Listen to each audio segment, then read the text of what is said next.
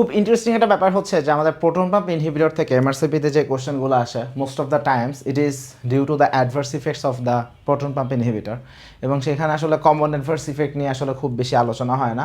কিছু rare occasional যেসব adverse ইফেক্টগুলো আসে সেগুলো থেকে আলোচনা হয়। আমরা আসলে সেটা নিয়েই কথা বলবো। সো আমরা মোটামুটি সবাই জানি যে প্রোটন পাম্প ইনহিবিটর কীভাবে কাজ করে। আমাদের যেই প্রোটন পাম্প যেটা আছে, যেই প্রোটন পাম্প যেটা আমরা দেখি যে হাইড্রোজেন, পটাশিয়াম, এটিপিএস, সো এটাকে ইররিভার্সিবলি সে আসলে ইনহিবিট করতে পারে। তাহলে ইররিভার্সিবলি আসলে প্রোটন পাম্প ইনহিবিটরগুলো এটাকে ইনহিবিট করতে পারে। এখন যখন এটাকে ইনহিবিট করতেছে ডেফিনেটলি এটা অ্যাসিড সিক্রেশনকে কমায় ফেলে, but what are the adverse effects that we face? So যেইগুলো নিয়ে আসলে বেশি আলোচনা হয়, যেমন কিছু কিছু পেশেন্টের ক্ষেত্রে আমরা হয়তো বা হাইপোন্যাট্রেমিয়া পাইতে পারি, কিছু কিছু পেশেন্টের ক্ষেত্রে আমরা হাইপোম্যাগনেসিয়ামিয়া ডেভেলপ হইতে দেখি। হাইপোম্যাগনেসিয়ামিয়া। কিছু কিছু পেশেন্টের ক্ষেত্রে আমরা দেখি যে তাদের অস্টিওপোরোসিসের রিস্ক বেড়ে যায়। অস্টিওপোরোসিস বা অস্টিওপোরোটিক যেই ফ্র্যাকচার সেইটার রিস্ক বেড়ে যায়। আমরা ডিসকাস করবো কীভাবে হয়। আরেকটা হচ্ছে আমরা দেখি যে মাইক্রোস্কোপিক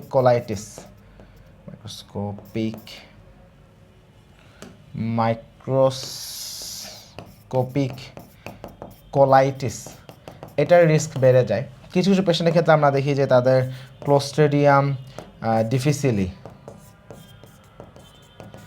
এটা দিয়ে ইনফেকশন হওয়ার রিস্ক বেড়ে যায়। সো মোটা দাগে আমরা আসলে এই অ্যাডভার্স ইফেক্টসগুলো আসলে হতে দেখি। সো হাইপোন্যাট্রেমিয়া হয়, এটা আমরা একটা পাই, যদিও ব্যাপারটা খুব কমন না, বাট হাইপোম্যাগনেসিয়ামিয়া নিয়ে একটু কথা বলবো। সো প্রথম কথা হচ্ছে হাইপোম্যাগনেসিয়ামিয়া আসলে কেন হয়। আমাদের যেই ডায়েটরি যে ম্যাগনেসিয়াম, এই ডায়েটরি ম্যাগনেসিয়ামকে অ্যাবজর্বেশনের যে ব্যাপারটা, প্রোটন পাম্প ইনহিবিটর যদি কেউ ক্রনিক ইউজ করে সেখানে আমরা দেখি যে ইন্টেস্টিনাল অ্যাবজর্পশন সেটা আসলে আমরা কমে যেতে দেখি। সো ইন্টেস্টিনাল অ্যাবজর্পশন যখন কমে যাচ্ছে সেখান থেকে পেশেন্টের একটা হাইপোম্যাগনেসিয়ামিয়া ডেভেলপ করে। সো এইটা একটা হইতে পারে। আরেকটা হচ্ছে আমরা দেখি যে অস্টিওপোরোসিস বা অস্টিওপোরোটিক ফ্র্যাকচার এগুলোর রিস্ক আসলে বেড়ে যায়। এটা হওয়ার কারণ কি?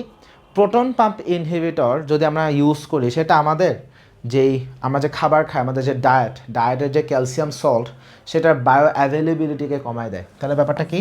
আমাদের যে ডায়েট সেখানে যেই ক্যালসিয়াম সল্ট যেগুলো থাকে এগুলোর একটা বায়ো অ্যাভেলেবিলিটি আছে যে কতটুকু অ্যাবজর্পশন হয়। সো নর্মালি যেটা হয় যে যখন আমরা প্রোটন পাম্প ইনহিবিটর ইউজ করি সেটা এই ক্যালসিয়াম সল্টের ওরাল বায়ো অ্যাভেলেবিলিটিকে কমায় দেয়। ওরাল বায়ো অ্যাভেলেবিলিটি এটাকে আসলে কমায় ফেলে, আমি মনে হয় বাড়ায় ফেলে বলছি। সো ওরাল বায়ো অ্যাভেলেবিলিটি আসলে সে কমায় দেয়। সো আমাদের ক্যালসিয়াম অ্যাবজর্পশন কমে যায়। তার মানে আমাদের টোটাল ক্যালসিয়াম অ্যাবজর্পশন কমে যাবে। এখন তার মানে একটা হাইপোক্যালসিমিয়া ডেভেলপ করতেছে। সো হাইপোক্যালসিমিয়া ডেভেলপ করতেছে, এইটা একটা প্রবলেম। সেকেন্ডলি যখন এই হাইপোক্যালসিমিয়া ডেভেলপ করে এটার কনসিকুয়েন্স একটা ঘটনা ঘটে। সেটা কি? পেশেন্টের ক্ষেত্রে আমরা দেখি সেকেন্ডারি হাইপার প্যারাথাইরয়েডিজম ডেভেলপ করে। পেশেন্টের এখান থেকে সেকেন্ডারি হাইপার প্যারাথাইরয়েডিজম ডেভেলপ করে, যেটা আমি দেখবো যে পরে বোন থেকে ক্যালসিয়াম ভেঙে ভেঙে ভেঙে ভেঙে সেটা ব্লাডে চলে আসতেছে। সো এই পুরো প্রসেসটা সেটা আসলে অস্টিওপোরোসিসকে প্রমোট করে। সো এইটা একটা। আরেকটা মেকানিজমের কথাও একটু বলা হয় যে এটা আমাদের যে অস্টিওক্লাস্টের যে ফাংশন সেটাকে তারা একটু অল্টার করে ফেলে, বাট যদিও সেটা খুব বেশি ওয়েল এস্টাবলিশড মেকানিজম না, বাট স্টিল একটা আলোচনা আছে। সো এইভাবে আসলে অস্টিওপোরোসিসের রিস্ক আসলে বেড়ে যায়। সো একদিকে হাইপোম্যাগনেসিয়ামিয়া হচ্ছে, আরেকদিকে অস্টিওপোরোসিসের রিস্ক বেড়ে যাচ্ছে। পরের যেটা বলবো সেটা হচ্ছে মাইক্রোস্কোপিক কোলাইটিস মানে কি? প্রথম কথা হচ্ছে এখানে কোলাইটিস আছে, ইনফ্লামেশন আছে, বাট খালি চোখে দেখা যায় না। যখন আমি কোলোনোস্কোপি করব আই ফাইন্ড নাথিং, বাট যদি আমি একটা বায়োপসি নিয়ে আন্ডার দ্য মাইক্রোস্কোপ আমি যদি হিস্টোপ্যাথোলজি করে দেখি সেখানে আমি দেখবো যে এভিডেন্স অফ কোলাইটিস। তার মানে কোলাইটিস আসলে আছে যেটা আন্ডার দ্য মাইক্রোস্কোপ দেখা যাচ্ছে, কিন্তু গ্রসলি খালি চোখে কোলোনোস্কোপি করে কোলাইটিসের কোনো ফিচার পাচ্ছি না। সো এইটা হচ্ছে microscopic colitis. So microscopic colitis যদি ডেভেলপ করে এইটার জন্য পেশেন্টের প্রফিউজ ডায়রিয়া হয়। সো এই পেশেন্ট আমাদের কাছে দেখা যাচ্ছে ওয়াটারি ডায়রিয়া নিয়ে আসে।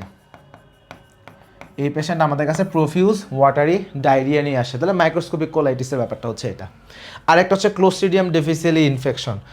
সহজ কথা হচ্ছে pseudomembranous colitis. Yes, proton pump inhibitor যদি কেউ লম্বা সময় ধরে ব্যবহার করে, এখানে ক্লোস্ট্রিডিয়াম ডিফিসিয়ালি হওয়ার একটা প্রবাবিলিটি আছে। আমরা সেখানে দেখতে পারি যে সিউডোমেমব্রেনাস কোলাইটিস হতে পারে। এখন সিউডোমেমব্রেনাস কোলাইটিস কেন হচ্ছে বা মাইক্রোস্কোপিক কোলাইটিস কেন হচ্ছে, এটা হওয়ার পেছনে মূল ব্যাপার হচ্ছে যখন আমি একটা পেশেন্টকে লম্বা সময় ধরে প্রোটন পাম্প ইনহিবিটর দিচ্ছি, এটা কি করে, লম্বা সময় ধরে প্রোটন পাম্প ইনহিবিটর দিলে সেটা কি অ্যাসিডকে সাপ্রেস করে। এখন অ্যাসিডকে যখন সাপ্রেস করা হয় তখন এইটার আলটিমেট নেট ইফেক্ট হচ্ছে আমাদের যে গাট মাইক্রোবায়োটা আছে এইটা আসলে অল্টারেশন হয়ে যায়। সো দেখা যাচ্ছে যে ক্লোস্ট্রিডিয়ামে যে স্পোরগুলো আছে এগুলা আর ব্রেকডাউন হচ্ছে না, যেটাকে অ্যাসিড সেটাকে নষ্ট করে দিচ্ছিল সেই অ্যাসিডটা এখন নাই। সো ক্লোস্ট্রিডিয়াম ডিফিসিলেটে যে স্পোর সেটা এখন আর নষ্ট হচ্ছে না অ্যাসিডে, বা ওভারঅল গাট মাইক্রোবায়োটা এটার আসলে অল্টারেশন হয় due to the long term of acid suppression. এবং এই গাট মাইক্রোবায়োটা অল্টারেশন থেকে সেইখান থেকে মাইক্রোস্কোপিক কোলাইটিস হয়ে যাচ্ছে, বা সেইখান থেকে ক্লোস্ট্রিডিয়াম ডিফিসিল ইনফেকশন বা সিউডোমেমব্রেনাস কোলাইটিস ডেভেলপ করতেছে। এবং যখন সিউডোমেমব্রেনাস কোলাইটিস সেখানে ডেভেলপ করে, পেশেন্ট আমাদের কাছে ডায়রিয়া নিয়ে ডেভেলপ করে। So this is what happening here. তাহলে নর্মালি আমাদের একটা পেশেন্টকে যদি আমরা প্রোটন পাম্প ইনহিবিটর দিই, এই সাইড ইফেক্টসগুলো সেখান থেকে আমাদের হইতে পারে, এবং কমনলি এমআরসিপিতে এই সাইড ইফেক্টসগুলো থেকে আমাদেরকে আসলে প্রশ্ন করা হয়। সো এইটুকুই ছিল আমাদের প্রোটন পাম্প ইনহিবিটর নিয়ে কথা। সবাইকে অসংখ্য ধন্যবাদ।